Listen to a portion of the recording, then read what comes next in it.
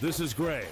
He bet a long snapper would go in the second round. The long snapper from Florida is still waiting for his name to be called. Now this is EJ.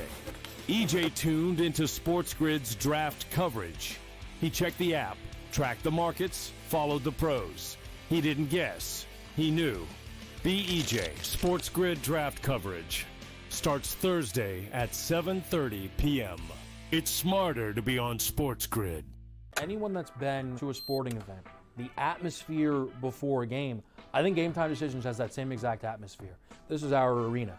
This is what we do. There is going to be an energy to Game Time Decisions that you will feel night in and night out. The excitement you get when you lock your bets in, when you're figuring out what you want to do, we can zone in on the biggest games each night. I want this to be the place that people come to before the games start so they feel as ready as possible to lock in their cards. We are going to hit every single one of those markets that you need to know about. We're gonna go through every single thing, and I've got a great team behind me that's gonna help me get the job done. There is not gonna be a better place, I promise you, than Game Time Decisions to get that new information, react to it, and be able to then bet accordingly. We will have everything at our disposal, and we will use that to our advantage. I'm Kevin Walsh. Tune into Game Time Decisions from 6 to 8 p.m. Eastern on SportsGrid.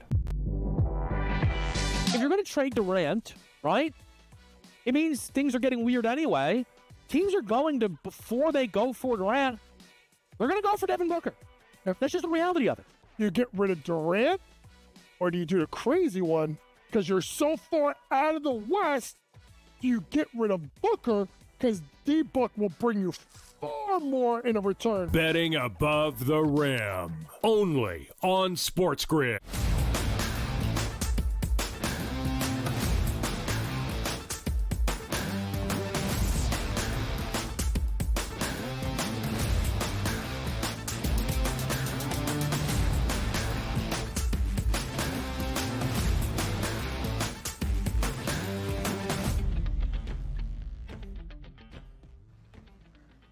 Welcome to hour number 3 live right here on this Thursday. It is our third and final on the early line on SportsGrid. We continue to set the stage here on this Thursday, but not just any ordinary Thursday. It is draft day in the National Football League. Donnie and I will do a pick six starting in our next segment together, much to the delight of DRS. Tom Vecchio will join us later on to end out this third and final hour for the prop perspective on this Thursday, because the draft is happening, and maybe that's your main focus and your main priority, but we still have 3 NBA playoff games. We still got Stanley Cup playoff action on the ice, and we've got 9 MLB games on this Thursday as well. Plenty for TV Tom to dive into, plenty of thoughts and bets coming your way here in this third and final hour.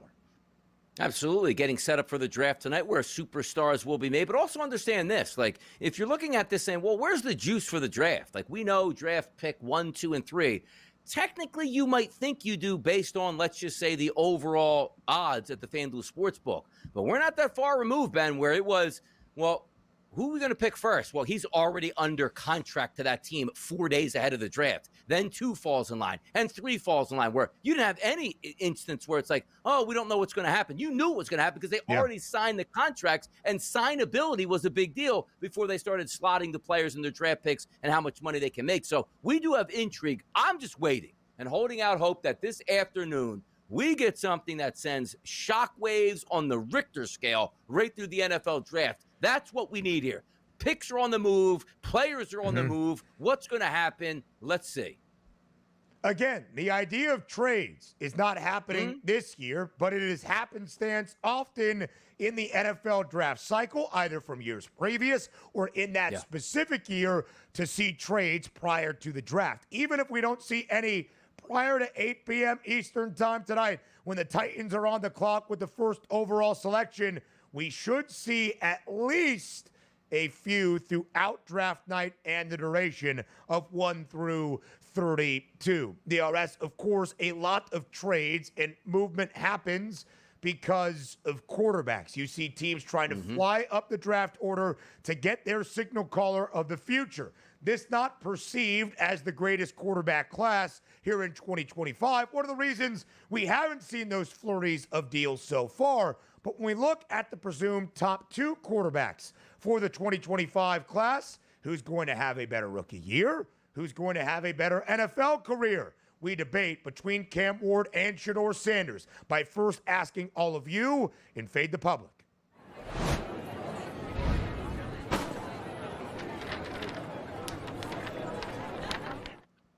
At SportsGrid on Twitter, which quarterback will have a better NFL career?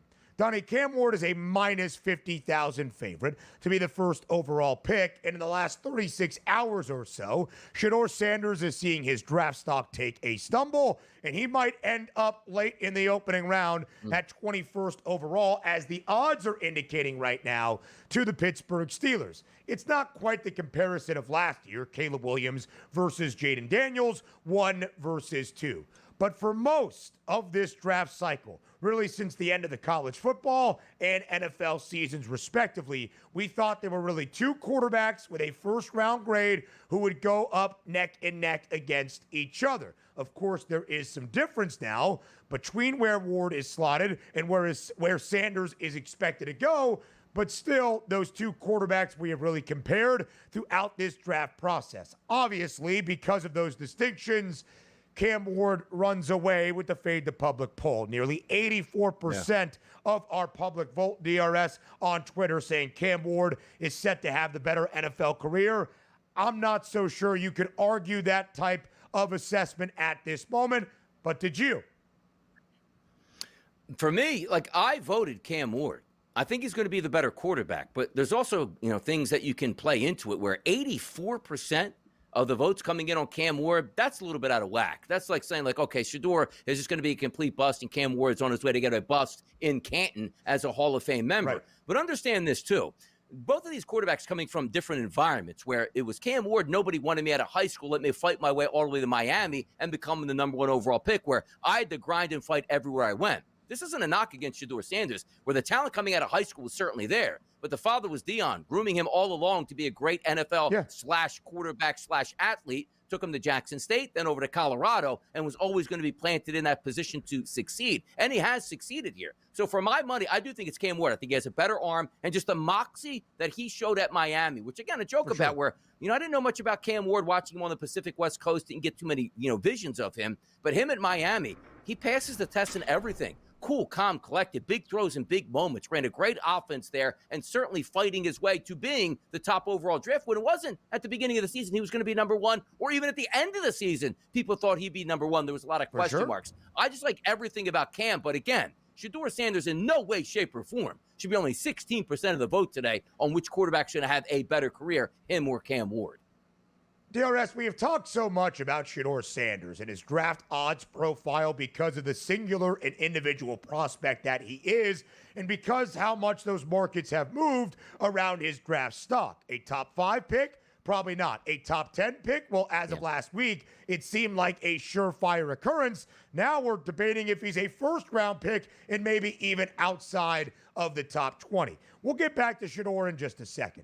But because of all the conversation around Sanders, we haven't spent a ton of time discussing Cam Ward and highlighting the prospect he is, going 1 of 1 in first overall. Again, we have referenced this a few times. Last year, Caleb Williams was a minus 100,000 favorite to be the first overall pick. That was probably the price on Caleb Williams the year prior, after 2022's college football season and winning the Heisman Trophy, before he had to return to USC based on eligibility and when he could declare for the NFL draft. He was the prince that was promised, always at number 1. Of course, Jaden Daniels ran away with Offensive Rookie of the Year. Trevor Lawrence was a surefire first overall pick out of Clemson for the Jacksonville Jaguars. We have seen incredibly strong favorites like Ward's price on draft day at minus 50,000 to go first overall, but Cam Ward was not necessarily always that guy. As you alluded to, DRS, nearing the close of the college football season, Cam Ward wasn't the favorite to go first overall. Heck, even entering Combine Week just about 2 months ago, he was only a minus 120, minus 135 favorite to be that first overall pick. Now we just await official confirmation at minus 50,000. Cam Ward's story is a unique one. A 0-star recruit out of high school that started at the FCS level at Incarnate Word. Went from Incarnate Word to Pullman to play at Washington State. Transfers from Wazoo for his final year of college football at Miami. Is a first-team All-American, the first Hurricane ever to win ACC Player of the Year, the first Heisman finalist for Miami since the early 2000s, and you see it right there, 39 passing touchdowns of his 43 total, set Miami single-season records DRS for passing yards, more than 4,300, and passing touchdowns at 39. Cam Ward is going to get his coronation as the first overall pick tonight, incorrectly so. And he should, right? And you see that the elevation, and also understand this. This could be interesting for quarterbacks down the line as well. Don't you remember last year where he was like, I'm going to the pros. Like, I'm not going back to college. Decided to put his name back in college, winds up at Miami. And instead of being like, ooh, he might be an intriguing prospect somewhere down the line to solidify himself as the #1 overall draft pick. That's pretty cool. The NFL Draft Pick 6 here on the early line. Up next.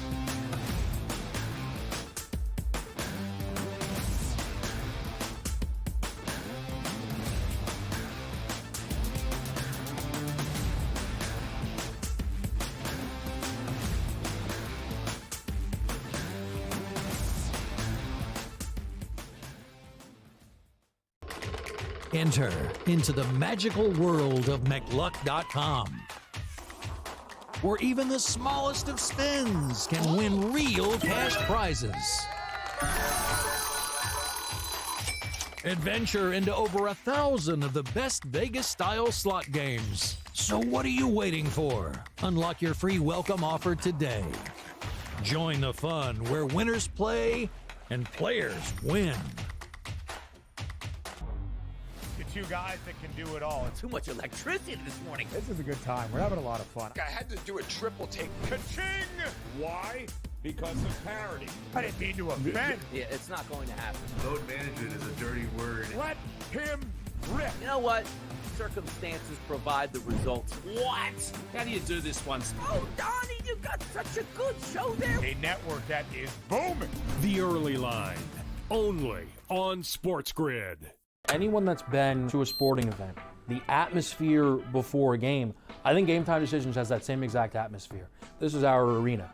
This is what we do. There is going to be an energy to Game Time Decisions that you will feel night in and night out. The excitement you get when you lock your bets in, when you're figuring out what you want to do, we can zone in on the biggest games each night. I want this to be the place that people come to before the games start so they feel as ready as possible to lock in their cards. We are going to hit every single one of those markets that you need to know about. We're going to go through every single thing, and I've got a great team behind me that's going to help me get the job done. There is not going to be a better place, I promise you, than Game Time Decisions to get that new information, react to it, and be able to then bet accordingly. We will have everything at our disposal, and we will use that to our advantage.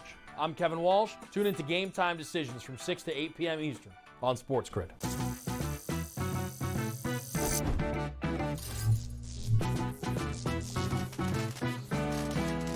Did you know sportsbooks tend to draw up tighter bet lines for events that get even more bettors, like championship games or major matchups? My tip, try betting on less popular sports. You might have a better shot at beating those odds. Now, go get lucky. See you in Las Vegas. Let's get lucky.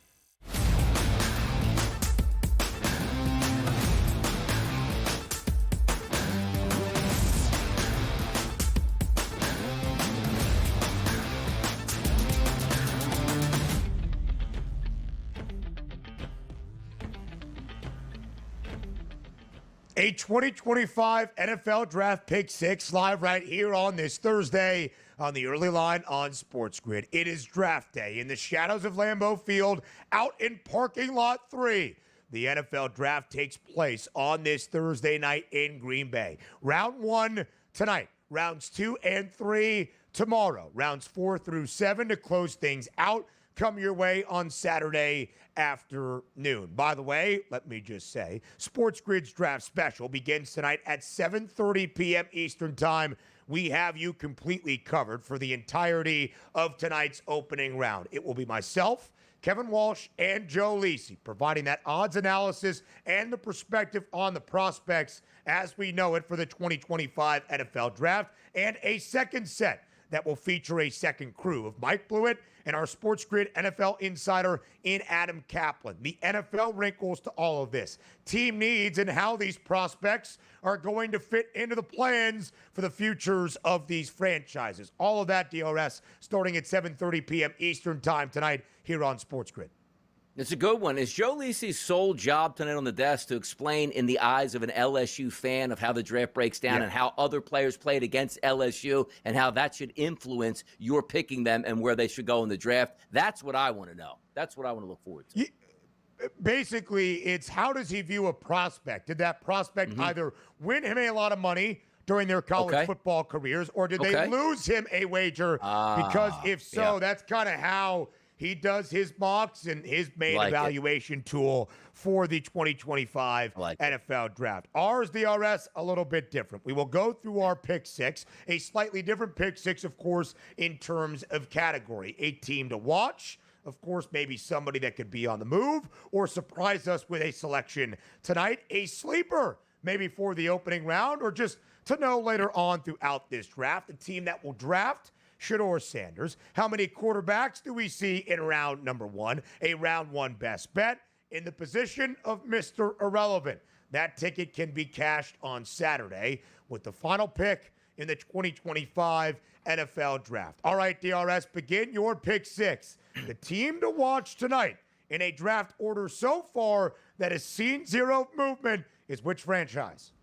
The New York Giants. They're in position to do something really good if they have an ownership group, which I trust, and I don't. They have a general manager that you should trust, and I don't. They have a head coach that you trust, and I don't. But outside of that, things are looking up for the New York Giants. Why? Because they hold the number 3 draft pick tonight. This is a 3-player draft. Really, technically, it's probably a 2-player draft, but quarterbacks usually get removed from the equation. The 2 best players in this draft are Travis Hunter and Abdul Carter. The Giants will get one of those at number 3. But the question for me is, what did they do in the rest of the first round? They only have 1 draft pick in the first round. What else are they going to do? Do they trade back in to get a quarterback that they deem can be your franchise guy? And I don't care what quarterback it is, Ben. If they feel it's Milroe, if they feel it's Shook, if they feel it's Sanders, like on that timeline here, or even Jackson Dart, I think that would be intriguing because you didn't come away in the draft saying we had to force quarterback at 3 because we were dumb enough to win a football game at the end of the season. You might have actually lucked out by doing that by saying, all right, we really liked Cam Ward, and we probably would have taken him number 1 overall, but we don't have that luxury now. Let's get a generational player at 3, trade back into the first round, and get our quarterback of the future, and we win multiple ways on the draft. But as I just told you, Ben, I don't trust the coach, the general manager, or the owner to be smart enough to make the right decisions in order to do that. But the Giants tonight, certainly my team to watch on what they do. Yeah. DRS, listen, I would agree with you. I'm not exactly sure the Giants are going to move out of that spot, but it would make a lot of logistical sense. You have already solidified your quarterback room, it would appear, for 2025. What do you need? Talent everywhere. And we gave New York so much flack, and honestly, correctly so, for winning that Week 17 game against a Colts team that was still in the hunt for the playoffs, even if it seemed unlikely as a touchdown underdog at home. Because had they not, they would have been drafting number 1 overall, and a very different story for the Giants in 2025, perhaps Joe Shane and Brian Daboll. Now drafting 3rd overall, DRS, and still having a chance at a quarterback, and yet deciding more than likely not to go that way is intriguing. Minus 3,500 is the price on Abdul Carter to be the 3rd overall pick. But as Donnie highlighted, is he a prospect talented enough to move the market, to have somebody trade up the draft board? I would say so. We'll see if it happens. DRS, it does seem the top 5, at least from the odds perspective, is rather solidified. And if you ask me right here, right now, what would I say that exact order is? Cam Ward 1, Travis Hunter 2, Abdul Carter 3, Will Campbell 4, Ashton Genty now 5. It's a minus 165 price on the FanDuel Sportsbook. I'd say, that's likely and worth a bet. but I do really think Jacksonville is intriguing. The Jags don't desperately need a running back in Ashton Genty. Is that the smartest move for rookie head coach Liam Cohen and rookie GM, whose name I am forgetting right now in Jacksonville, young guy, James something? Is that the smartest move for this new era of Jaguars football? To pair Genty alongside Trevor Lawrence, is that going to make the biggest difference for this Jags organization? I would say no, although I believe Ashton Genty is talented enough. But really the question becomes, DRS, is Ashton Genty a guy that teams are willing to trade up for by a spot, a few spots, even into the top 5? I would say maybe, just maybe right now. And I do think Jacksonville is that wild card with the 5th overall pick tonight. Yeah, no, and you're right about it. They sit right in that prime position. Like the number 4 spot, I do think is intriguing as well with New England, but also putting out the smoke screen. We talked about Shedeur Sanders earlier, saying, well, the Steelers probably want him at 21.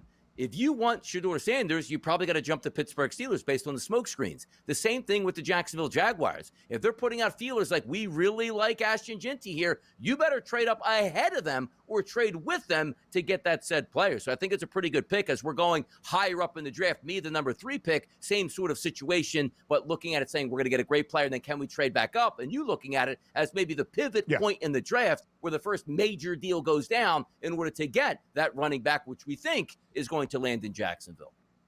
And again, if it's Ashton Genty at minus 230, for him to cash that ticket as the 5th overall pick, fans will love that. Doesn't have to be the Jags making that selection. The rest of our NFL Draft Pick 6, it continues up next, live right here on the Early Line.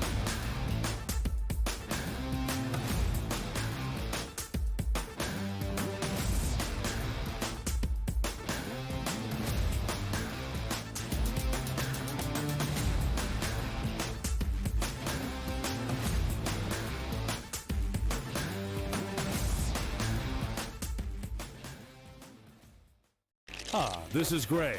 He bet a long snapper would go in the 2nd round. The long snapper from Florida is still waiting for his name to be called. Now this is EJ. EJ tuned into SportsGrid's draft coverage. He checked the app, tracked the markets, followed the pros. He didn't guess. He knew. BEJ SportsGrid draft coverage starts Thursday at 7:30 p.m. It's smarter to be on SportsGrid. Anyone that's been to a sporting event, the atmosphere before a game, I think Game Time Decisions has that same exact atmosphere. This is our arena. This is what we do. There is going to be an energy to Game Time Decisions that you will feel night in and night out. The excitement you get when you lock your bets in, when you're figuring out what you want to do, we can zone in on the biggest games each night. I want this to be the place that people come to before the games start so they feel as ready as possible to lock in their cards. We are going to hit every single one of those markets that you need to know about. We're going to go through every single thing, and I've got a great team behind me that's going to help me get the job done. There is not going to be a better place, I promise you, than Game Time Decisions to get that new information, react to it, and be able to then bet accordingly. We will have everything at our disposal, and we will use that to our advantage. I'm Kevin Walsh. Tune into Game Time Decisions from 6 to 8 p.m. Eastern on SportsGrid. If you're going to trade Durant, right, it means things are getting weird anyway. Teams are going to, before they go for Durant, they're going to go for Devin Booker. That's just the reality of it. You get rid of Durant, or do you do the crazy one because you're so far out of the West? Do you get rid of Booker because D-Book will bring you far more in a return? Betting above the rim. Only on SportsGrid.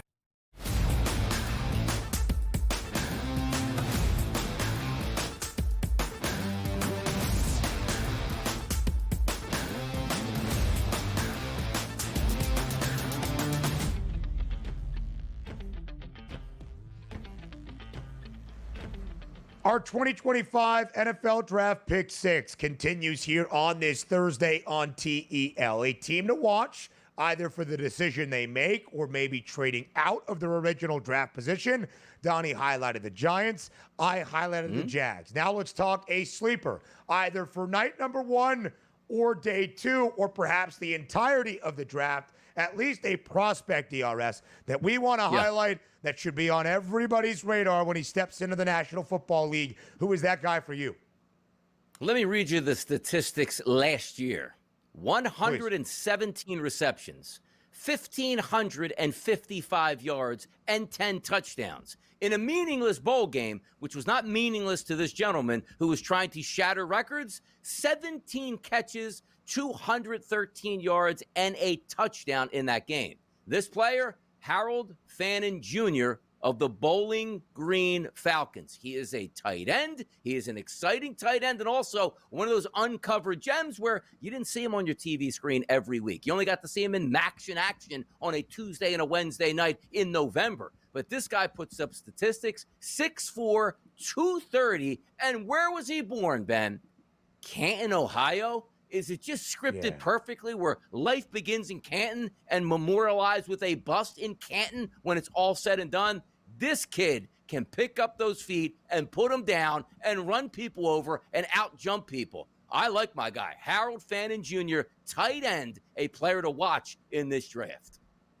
Yep, no doubt about it, DRS. I think Harold Fannin Jr. deserves a lot more credit than we will see. He is not going to be a first-round pick, more than likely, but it's a really good tight end class. It's also a really good running back class. It might not be the greatest QB class we have ever seen, but I do think there's a chance we see 3 tight ends drafted in the first round, led by Tyler Warren, Michigan's Colston Loveland, and Mason Taylor, son of Jason, out of LSU.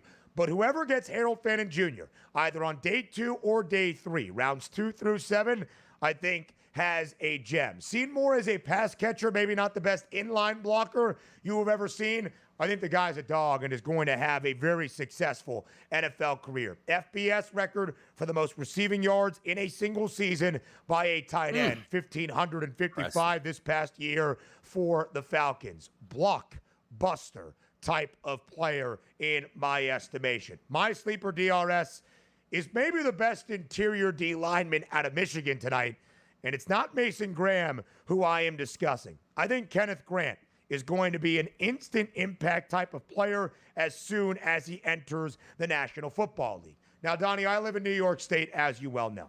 If I was in New Jersey, a bet I would have made last week, even around a minus 215 price, would have been Kenneth Grant to be a first-round pick. Sometimes when you don't live in a state you can bet the NFL draft, you lose numbers. Kenneth Grant is now minus 480 to be a first-round selection. Mason Graham is probably the first Michigan player to be drafted tonight, but I do think we will see 4 players from the maize and blue go in tonight's opening round. Mason Graham, Colston Loveland, the tight end, Will Johnson, the corner, and then keep an eye on the game wrecker and havoc bringer that is Kenneth Grant. I think he is going to be a sensational first-round selection for somebody later on in tonight's opening round. If you could give me a top 20 price, I would probably sprinkle on Kenneth Grant, but our only available odds, top 5, top 10, first round. If he does have a draft position prop open up later this afternoon, I'll probably lean the under. Yeah, we'll see where some of these tight ends go, too. Talking about Loveland as well from Michigan, and also Fannin as well, going a little bit later. But the Philadelphia Eagles at 32, last year of a contract for one of their better tight end prospects that they drafted a few years ago in Dallas Goedert, could be up in the air as well. So a lot of fun, a lot of intrigue, and also a lot of high risers that might surprise tonight for us as well. Looking forward to it. Yeah, no doubt about it. And DRS, what was really interesting about Mason Graham yesterday, had a minus 12,000 price during the afternoon to be a top 10 selection, and yet did not have one of the 2 best prices at any of the spots 6 through 10. Can't figure him out. Ashton Genty became that favorite to go 5th overall. Now Mason Graham is the favorite at plus 170 to go 8th to the Carolina Panthers, who I think are investing in one form or another along that D line. Mason Graham, Jalen Walker out of Georgia, or maybe Michael Williams. DRS, we've got 30 seconds left here in this segment. Then in our following segment, we will finish out the pick 6 with a lot of focus on the quarterback spot, including the team to draft Shedeur Sanders and how many QBs we see in tonight's opening round. All of that and plenty more draft discussions coming your way as we round out the pick 6 up next, live right here on the Early Line on Sports.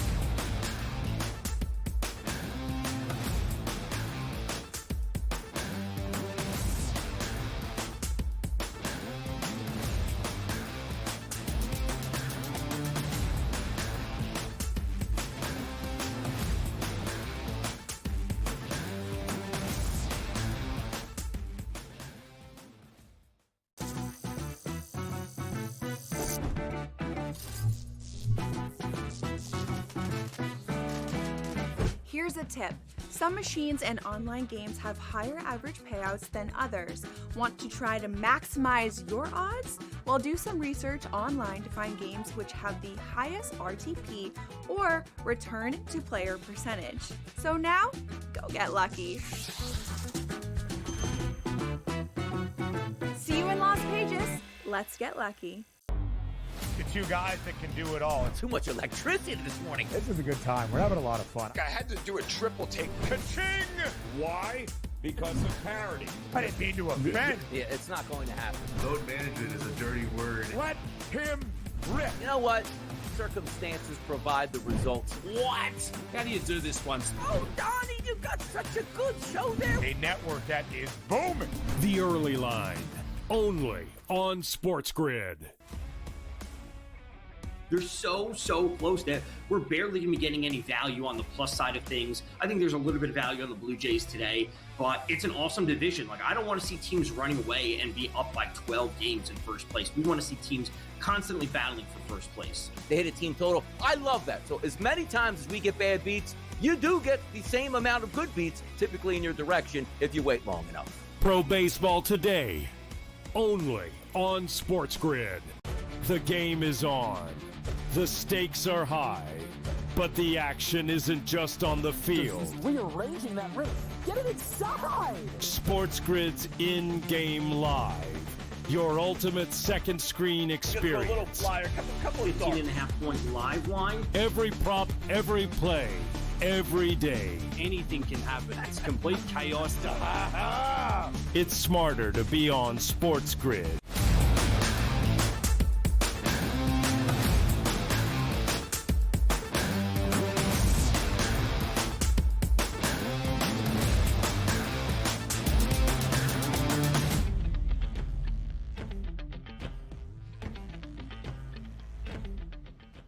One of the main storylines for tonight, and perhaps the biggest question of the opening round of the 2025 NFL Draft, where is Shedeur Sanders going? We'll try to tell you here on the Early Line. We round out our NFL Draft Pick 6 in 2025. DRS, which team, which NFL franchise is drafting Shedeur Sanders?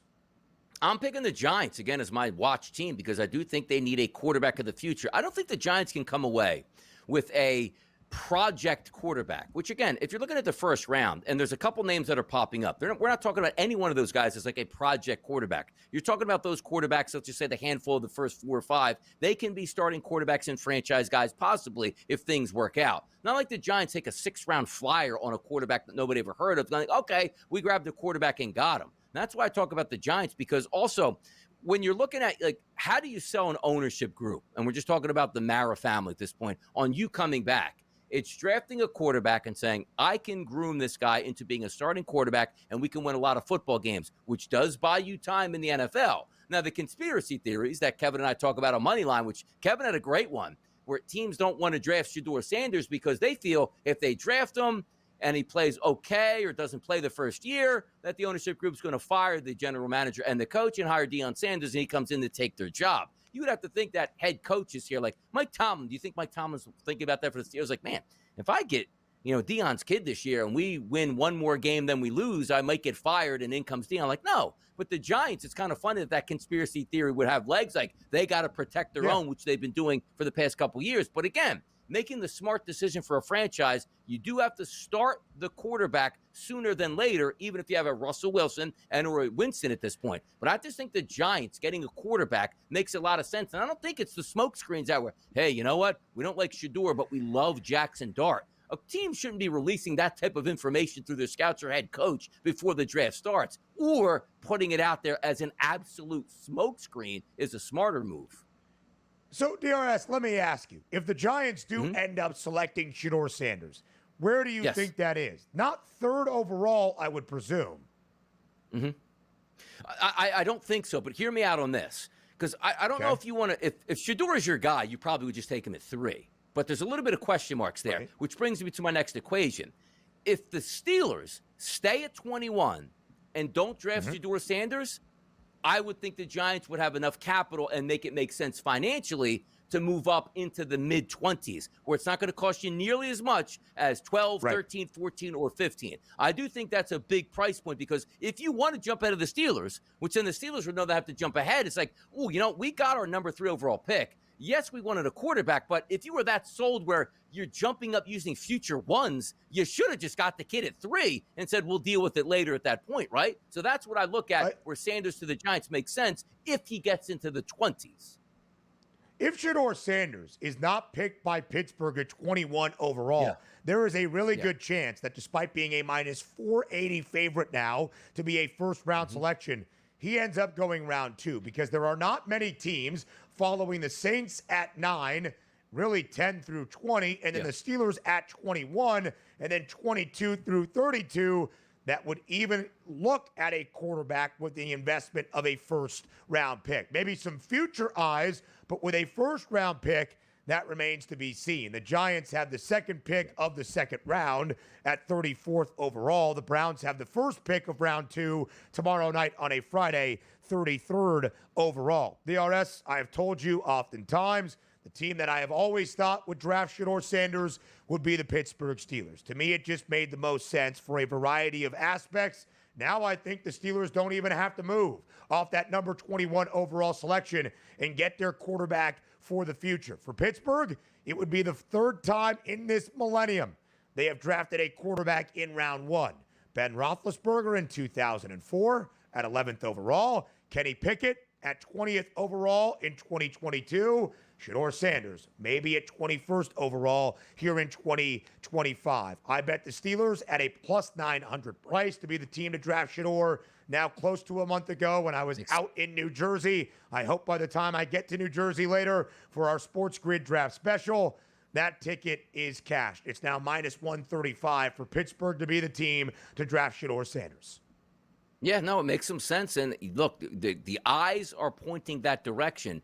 He's going to go in the first round because, again, quarterbacks get overdrafted. We'll take a look in just a few moments how many quarterbacks we think go in the first round. But, I would be surprised if he makes it into the mid-20s, which then puts a lot of other teams on the clock saying, if we liked him a little bit, boy, we got value. We don't have to trade into the top 5 to get him. We just have to trade back into the first round. Much more manageable position. I can't imagine he slips out of the 20s there, but if he does, that's why I talk about the Giants. But the Steelers, wouldn't that be perfect? I don't think they traded up for Ben Roethlisberger, and he turned out to be a great pick, even after a couple quarterbacks were already taken before him. Same thing here with Shedeur Sanders. If Pittsburgh gets Shedeur at 21, doesn't use any capital, and feels like they have their franchise guy, that's a big-time home run, specifically if he turns out to be a Pro Bowl caliber player.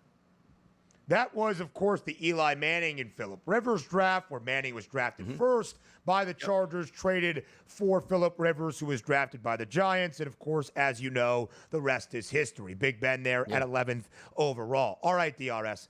I do believe we see 2 quarterbacks in round number 1, but I want to know what you think. How many QBs do we see tonight in the opening round? If I say Cam Ward's going number 1 overall, which he will be, and I know Shedeur Sanders go in the first round, somebody's going to reach, because we're not also taking a look at the Lamar Jackson move where, hey, trade back into the first round, last pick, because we think he's going to be a good quarterback, but maybe need an extra year to really make sure. Lamar was great right off the bat, which worked out in spades. What a great move for the Baltimore Ravens.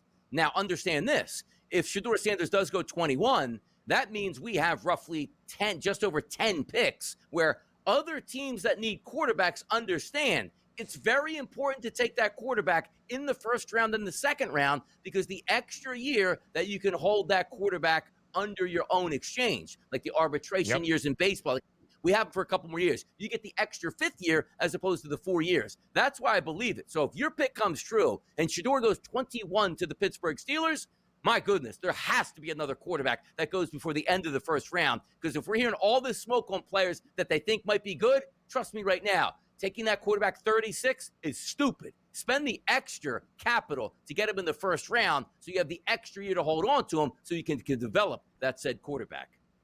It's just a matter if you can find a trade partner. So, DRS, that brings us to Jackson Dart, who is a minus 350 favorite to be a first-round pick. Dart's draft position prop is 25.5, that tail portion of tonight's opening round. When you look at Dart, the team that is favored to draft the Ole Miss signal caller is the New York Giants at minus 120. Of course, that's not going to be third overall, but again, it's the idea of the Giants who have the second pick of the second round trying to trade back into the late portion of the first round to go get Jackson Dart.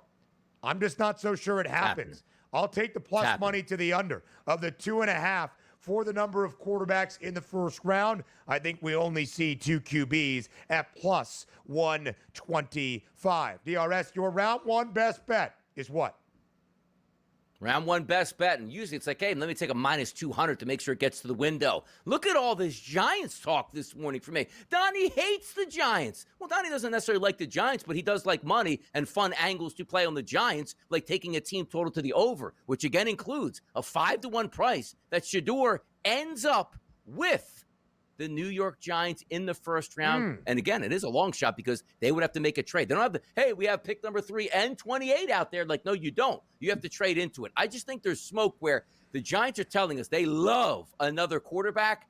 Man, you can't let that get out there, right? Like the Pittsburgh Steelers probably said, like, whoa, who said we like Shador Sanders at this point at 21? You got to keep that smoke light, which I do think there's something that Shador in the Big Apple can be a lightning rod, and I think the Giants would like that.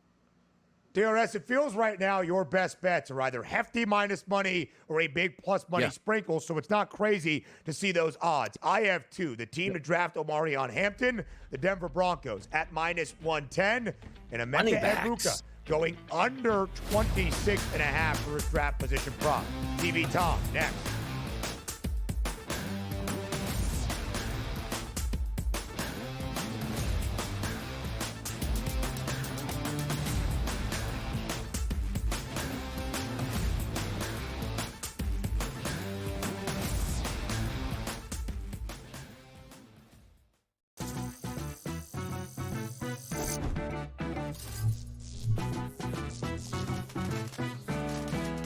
Here's a tip. Some machines and online games have higher average payouts than others. Want to try to maximize your odds? Well, do some research online to find games which have the highest RTP or return to player percentage. So now, go get lucky. See you in Las Vegas. Let's get lucky. The 2 guys that can do it all. Too much electricity this morning. This is a good time. We're having a lot of fun. I had to do a triple take. Ka-ching! Why? Because of parity. I didn't mean to offend. Yeah, it's not going to happen. Load management is a dirty word. Let him rip. You know what? Circumstances provide the results. What? How do you do this once? Oh, Donnie, you got such a good show there. A network that is booming. The Early Line, only on SportsGrid. They're so close that we're barely going to be getting any value on the plus side of things. I think there's a little bit of value on the Blue Jays today, but it's an awesome division. Like, I don't want to see teams running away and be up by 12 games in first place. We want to see teams constantly battling for first place. They hit a team total. I love that. So as many times as we get bad beats, you do get the same amount of good beats typically in your direction if you wait long enough. Pro Baseball today, only on SportsGrid. The game is on. The stakes are high, but the action isn't just on the field. Rearranging that rim.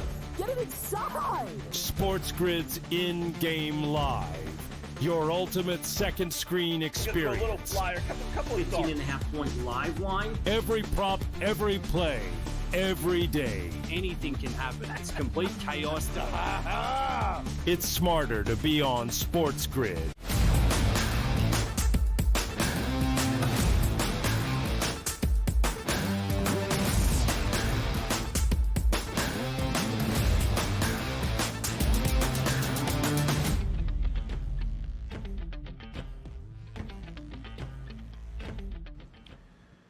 There is so much going on this Thursday, so we have to deliver that prop perspective with the jack of all trades, live right here on the Early Line on SportsGrid. That is TV Tom Vecchio of SportsGrid here on TEL to set the stage for a triple header of Game 3s tonight in the NBA playoffs. Some action on the ice in the Stanley Cup postseason, and of course, some Major League Baseball with a 9-game slate on this Thursday on the Diamond. And if there's any draft thoughts, Vecchio, you can deliver that as well. Tom, as always, we appreciate the time. Thanks for being here on the Early Line. Of course, thanks for having me. I don't have too many draft thoughts. The only one would be the Giants passing on a quarterback would be an absolute failure. Russell Wilson's only going to be there for a few years, but we have a lot to get to at day baseball. 2 sets of sports and playoffs. Let's roll. Yeah, absolutely. So, Vecchio, let's dive right in. Let's start with our nightcap tonight in what has already been the most compelling opening round playoff series that we expect to be decided by a razor-thin margin the entire duration. To LA we go for game number 3 between the Clippers and the Nuggets. The Clips, a 5-point favorite. Tom, the largest spread we have seen so far in any of these opening 3 games in the opening round, and a total that stands at 213. Denver won game 1 in OT by 2, 112-110. LA won game 2 on the road at altitude as an ever so slight favorite by 3, 105-102. Vecchio, are we going to see that tightly contested game 3 tonight in Los Angeles? We are, and gotta say, right when I first saw the line, plus 180, plus 185, whatever for the Denver money line seems really enticing. Like, they have played well, and you could say maybe they snuck away with the win in game 1. Certainly on board for that discussion. And losing game 2, this is a coin flip series. But if it's a coin flip series and we're getting nearly 2-1, I think that's it's a pretty good spot to be looking. So I'll be on Denver on the plus 5.5, the plus 5. I haven't gotten to the money line just yet, but ultimately, this game's all about the under, and that's really where we're going to start to see things turn for the series, as we've seen a lot of these games start to end with teams, with fewer than 100 points. You're starting to see the turnovers pile up, 20 in the first game for the Clippers, 20 in the second game for the Nuggets. This back and forth, true playoff-style basketball, which is what I love to see. I just don't see either team pulling away by a significant margin. I also think that we're going to see the Clippers make a real effort to do a significant better job when it comes to rebounding the ball, because they got out-rebounded by a significant margin in game 2. And that's just going to lead to fewer possessions for the Denver Nuggets. So I do like them to cover, but I don't think that this game is going to be a 5-6 point outing. Yeah, if there's any series that deserves to go 7 games here in the NBA right now, it's the Nuggets and the Clippers. Should be entertaining all the way through. But let's get here. We're not going to go out to Pontiac and check out the Silverdome. That's gone. We're not going to go to Auburn Hills and check out the Palace. That's gone as well. Little Caesars Arena tonight, downtown Detroit, where the New York Knicks right now are a favorite at the FanDuel Sportsbook at -1.5 and a total that sits at 214. Do the Pistons take control of this series, or do the Knicks just have too much talent here and maybe what we saw in New York was a facade? I think the Pistons can cover one of the halves. Either they come out strong, and if they come out strong, I'm not sure if they're going to be able to hold on to it, but I do see that fight for them. I know this sounds all over the place, but here's what it comes down to.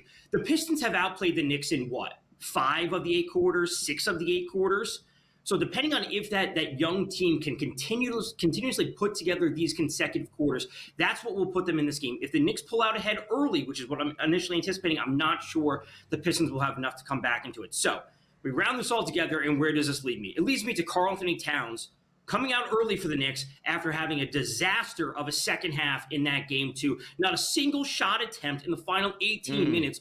One of the best scoring big men, not just a guy that can get down low and score, one of the best shooting big men who can step out and hit the 3. So a bet that I rarely make, a player in the first quarter, his points prop, over 4.5 points for Karl-Anthony Towns in the first quarter, sitting at plus 102. Again, this can be done in literally 2 field goal attempts. He can step out and hit the 3. He gets down low, 2 field goal attempts close to the basket, and end one could put him over 4.5. Whether it's Brunson, whether it's Tom Thibodeau, they have to make an adjustment in the offense to give Karl-Anthony Towns the ball early and often, and not just early and often, consistent throughout the game. 21.5, the points prop overall for the entirety of the game for Karl-Anthony Towns. He had 23 and 11 in the game 1 win for the New York Knicks. Just 10 and 6 in the game 2 defeat against Detroit. Vecchio, we don't have to spend much time on this before Donnie asks you your favorite MLB play of this Thursday. Game 3 tonight in Memphis. Grizzlies and the Thunder. OKC, a 9.5 point road favorite. They are favored to sweep Memphis in this opening round set. Do the Grizzlies show any fight tonight at home? Ultimately, no. I think if you wanted to go all in on the Thunder just based on what we've seen, you just take their team. You take the Thunder team total over, the Memphis team total under. You could take the game under. You could, I would say, even play the Thunder -12.5, -13. Find an alt spread. They're going to run away with the series. All right, Major League Baseball today. Battle of the lefties in Washington. I got gored last night by Washington not allowing more than 4.5 runs to the Orioles. But tonight's Povich, it's Gore, 2 lefties on the mound, basically a pick 'em, and an 8.5. Any angles for this game, Tom, for you? Let's go to Cade Povich under 15.5 outs. It is sitting on minus 135. He's a lefty that I have a lot of interest in. He is on my dynasty team. I am starting him today just to make things clear. But ultimately, I like him under 15.5 outs. He's been off to a rough start this season. And it's really, there's no signs that it will get significantly better soon. He has a 6.3 ERA, and Donnie, you know, we don't love to use ERA, but he has a 4.25 xFIP, which is ultimately good. Like, that's not great. The walks are an issue with him. His strikeout rate is only at 20%. Some fly balls here or there, some home runs here or there. And, you know, call me crazy, but this Nats lineup, they're actually putting together some offense. So I don't like what we've seen from Cade Povich thus far. And while I've interest in him long-term as a prospect, it's probably not going to turn today. I mean, what happened to the Baltimore Orioles? They have lost 3 consecutive games. They're 5 games sub 500 at 9-14. They gave up 24 runs against the Reds over the weekend. They've been beat by the Nats in 2 straight in this midweek set. Things are bad right now. I know what Donnie's going to say. Donnie's going to say we need to get rid of the franchise and combine the Nats and Orioles because there's no reason for that area to have 2 teams. Yeah, it's an inter-squad scrimmage today. Let's go. Do it. Throw the Wizards in there, too. They'll play baseball. Yeah. No, don't. Sit down, DMV. Sit down. Oh, DMV, sit down. Vecchio, we'll still be here in our next segment together, but we got to send DRS to the money line. Donnie, have a great rest of your Thursday. Or on the early line next.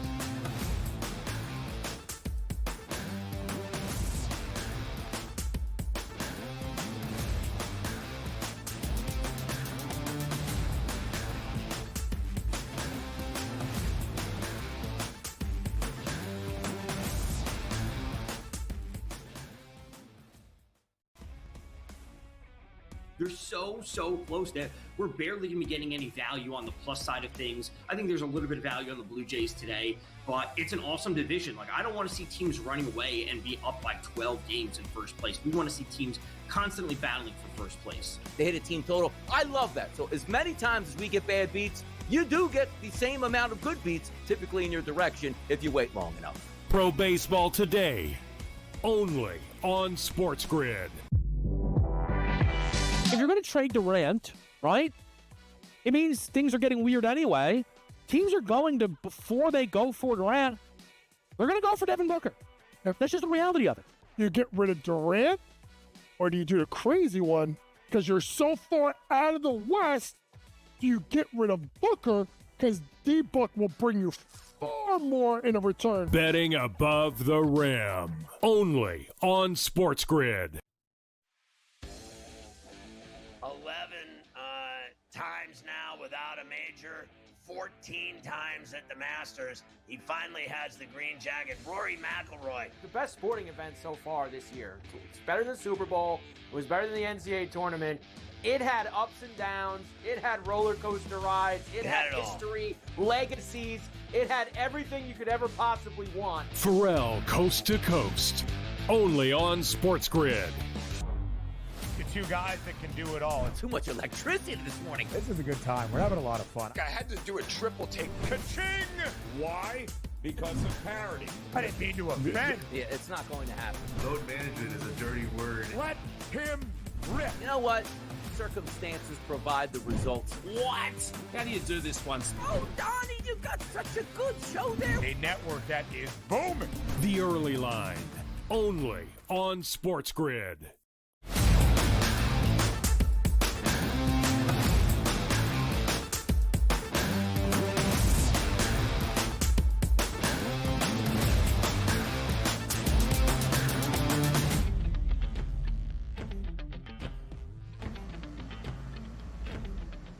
Live right here on the Early Line on SportsGrid. Tom Vecchio here for a second consecutive segment. The jack of all trades, you might have noticed. Hey, proper perspective. Where were those hockey picks for Stanley Cup playoff action from TV? Tom, Well, we got him here today. Vecchio, as we continue through this opening round, a couple of results last night. The Kings now up 2-0 on the Oilers, trying to exact their playoff revenge of Edmonton, who has sent LA bounced from the opening round in each of the last 3 seasons. We have seen the Washington Capitals take a 2-0 series lead against the Canadiens, and a slightly stunning upset, not quite an upset, but the Dallas Stars win in overtime for their second consecutive game over the Colorado Avalanche and now hold a 2-1 series lead. Vecchio, of the results yesterday, which one stands out to you the most?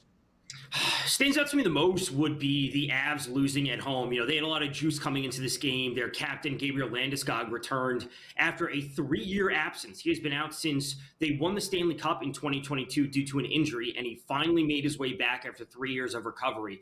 They come out, they score the first goal. Obviously, the game goes to overtime, and the Stars get it done. Obviously, the Stars are a very good team. They struggled at the end of the season, but I expect the Avs to bounce back in Game 4. They're still a very good team, and their defense has been much, much better than I anticipated. Yeah, it's going to be a great series there. The Kings, again, hoping to have the last laugh over Edmonton. Finally, Alexander Ovechkin and the Caps off to a great start. Vecchio, the team that maybe has looked the most impressive so far in the Stanley Cup playoffs, the Carolina Hurricanes, absolutely stomping all over the New Jersey Devils in their opening round playoff set. And because of it, the Canes have started to see some separation in those Stanley Cup prices. Plus 440 for Carolina, now more than $2 in front of our reigning Cup champs in the Florida Panthers. We'll talk about Game 2 in the Sunshine State in just a moment. Vecchio, you've expressed some skepticism around Carolina being this short in comparison of a Stanley Cup favorite. Have they earned the distinction in your mind to be those Stanley Cup favorites right now? Still no. The answer is no. And even if I didn't think that, I still don't think that's a great price to be betting them at. You know, Frederik Andersen in net for the Canes is still that big question mark for me. And he's a goalie where if you only sees 10 or 15 shots, he'll probably look pretty good. But if you see more and more shots, the mistakes are going to come through, and he often has like this lapse. You're like, hey, that was kind of a weird play. Why that happens? Like, he's had these playoff inconsistencies before, and with the Devils so shorthanded, they already don't have Jack Hughes. They lost Luke Hughes. They lost a handful of other players in the first 2 games. They are now really, really shorthanded. So he's actually having a pretty easy go with things. If he has to play the Capitals, if he has to play the Leafs, he has to play the Panthers, the Lightning, whoever might be in that conference final, they are not going to do the same things that the Devils are, because the Devils don't have that push on offense because they're missing some of their best players. I still think there's value outside of the Canes. Where would you go with that value then? Because the Canes are kind of becoming shorter and shorter by the day. The Caps are still sitting there 10-1, and they're going to have home ice throughout. So if they can get past the Canes number is just bad. I think the Caps are still the spot to go. As I've said before, I haven't taken on the Lightning at 17-1. They're in a tough spot, but I do still like where they are. So we've got 4 games tonight on the ice, 1 Game 2, 3 Game 3s. Let's talk about the Game 2 in the Sunshine State between the reigning Cup champs, the Florida Panthers, who stole Game 1 in Tampa earlier this week, and the Lightning looking for a bounce back. Do you expect just that, Vecchio, a bold bounce back tonight on home ice? I absolutely do. If there's any coach in the league, a handful of them that will make adjustments on a game-to-game basis, it's John Cooper for the Lightning, obviously. Plenty of historic success from him, but the team looked good at times in that game versus Florida. Obviously, the box score by them, giving up 6 goals doesn't really imply that, but they looked good. Their offense was moving. Jake Gensel looked good, obviously a proven playoff performer. So game-to-game adjustments is where this will come down to. A true chess match between 2 phenomenal head coaches. I like Tampa to bounce back. This series is going 6 or 7 games.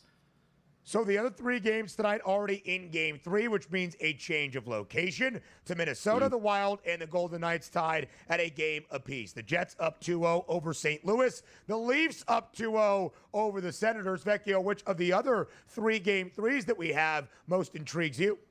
It's got to be the Senators at home, their first playoff game in, 7-8 years since they've had, since they made the playoffs. This has to be a first period total goals under 1.5 at -104. The Senators cannot let the Leafs get out ahead, as we have seen, and let them score, and then they have to play from behind. That's just not the path to the Senators winning. The path to the Senators winning is winning 2-1, maybe the empty net goal to get them 3-1, but it has to be a low-scoring game.